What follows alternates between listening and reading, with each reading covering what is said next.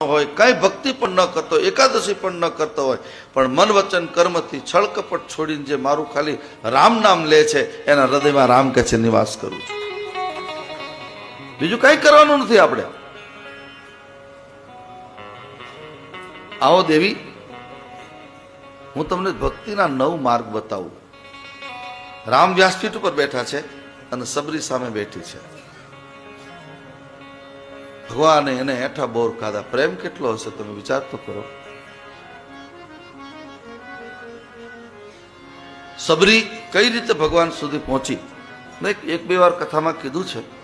સબરી જયારે નાની હતી 12 વર્ષની, પહેલા એ કોમમાં 12 વર્ષે લગ્ન થતા હતા.